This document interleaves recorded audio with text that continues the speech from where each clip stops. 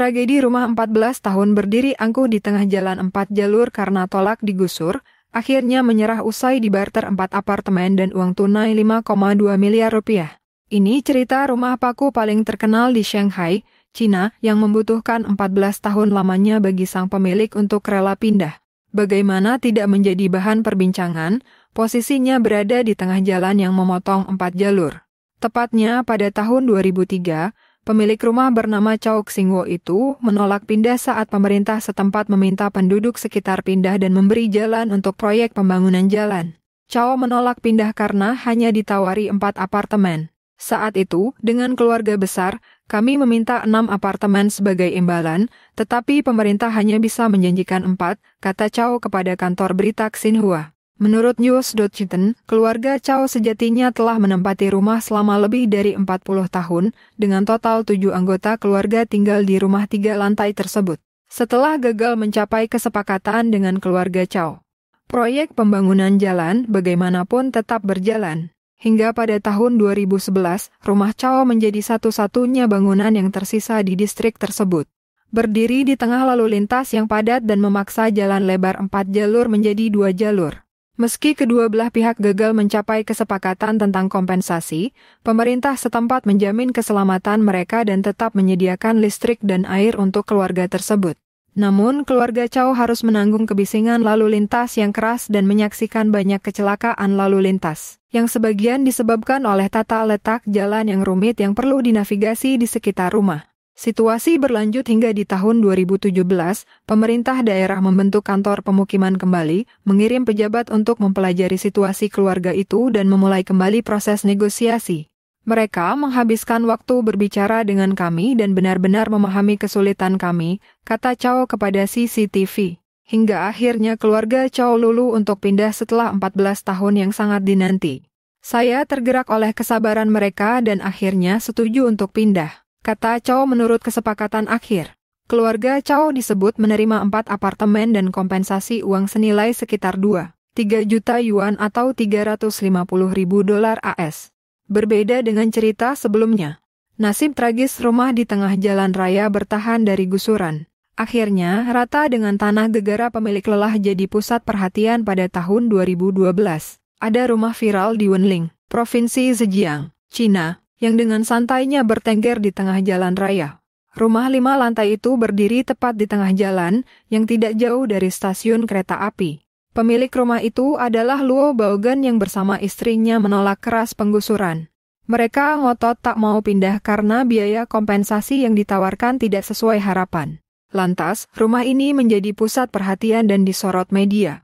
Rumah milik Luo menjadi satu-satunya hunian yang bertahan meski sekitarnya sudah sirna dan berubah jadi jalan bebas hambatan.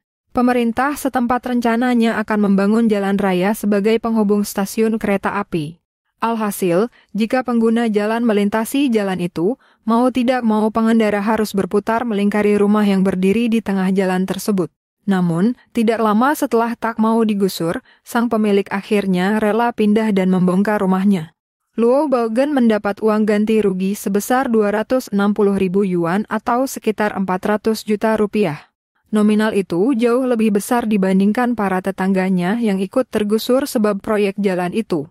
Menariknya, Kepala Desa Xiezhangyang, Chen Xuochai, menyatakan Baogan pindah bukan karena letak rumahnya di tengah jalan, tapi merasa lelah karena terus-terusan didatangi wartawan untuk meliput rumahnya.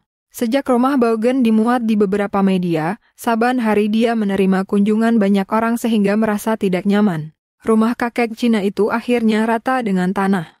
Luo Baogan mendapat banyak tamu dari berbagai media atas rumahnya tersebut, sehingga ia memutuskan merelakan rumahnya dihancurkan, kata Xuochai.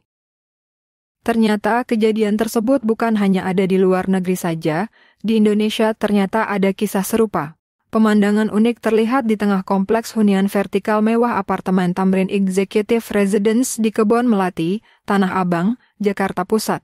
Di kaki gedung megah itu berdiri sebuah rumah reyot. Rumah yang sempat viral itu berdiri sejak 1935 sampai saat ini dikabarkan masih dihuni oleh pemiliknya, yaitu perempuan bernama Alice yang tak bersedia menjual tempat tinggalnya. Kondisinya pun tak jauh berbeda dari beberapa tahun lalu. Rumah yang letaknya lebih rendah dari jalan itu membuat yang terlihat hanyalah genteng yang sudah usang. Warna cat tampak memudar dan banyak bagian tembok yang sudah retak. Dikutip dari liputan6.com, lahan yang ditempati Alice dahulu merupakan permukiman warga, hingga tahun 2005 pengembang ingin membeli lahan tersebut. Pada tahun 2009 hingga 2010, kawasan permukiman itu pun telah rata oleh tanah dan hanya tersisa rumah Alice. Sang suami, Hairul Bahri, menyampaikan sempat ada negosiasi dari pihak apartemen, namun berujung alot dan Alice tetap kukuh untuk tinggal bersama keluarganya di rumah itu. Hingga akhirnya pihak apartemen melanjutkan pembangunan gedung pencakar langit itu tepat di sebelah rumah Alice. Sejumlah penawaran lainnya pun telah diajukan oleh pihak apartemen kepada Alice, namun tak mengubah keputusannya untuk bertahan. Bahri mengaku heran lantaran kisah rumahnya menjadi viral. Ia mengatakan meski dahulu sempat ada kesalahpahaman dengan pengelola apartemen, namun kini keduanya telah tenang. Saya enggak mau bicarakan lagi yang sudah lalu, kita sudah tenang, enggak ada masalah apa-apa, ucap Bahri. Bahkan, Bahri mengaku pengelola apartemen telah banyak membantunya dan sama sekali tidak usil dengan kehidupannya. Dia baik sama kita, kami tidak diusir, pengelola memberikan kami jalan, membuatkan gorong-gorong, saya pun parkir motor gratis, ucap suami pemilik rumah usang di tengah apartemen itu. Kami mau gelar tikar di sini, pihak apartemen tidak apa-apa, pas lebaran kemarin pada ngumpul-ngumpul, pihak apartemen membantu mengatur jalan, ujar dia. Bahri pun berharap kisahnya tak usah dibesar-besarkan. Ia khawatir malah menyulut emosi pengelola. Padahal selama ini baik-baik saja. Saya enggak mau membuka masa lalu, nanti tersinggung sama pembicaraan kita, dia nuntut ke kita, tegas Bahri. Pada kesempatan lain, Alice mengatakan dengan nada lantang, tetap memastikan bertahan di rumahnya itu. Terlebih, harta bukan menjadi masalah dalam kehidupannya. Ia sempat menyinggung kandungan sangat berharga yang berada di rumah usangnya. Misteri itu adalah alasan kuat Alice tak ingin angkat kaki dari rumah reyotnya. Saya buat apaan harta, tanah saya banyak, rumah saya banyak, tapi saya lebih cinta sama rumah ini,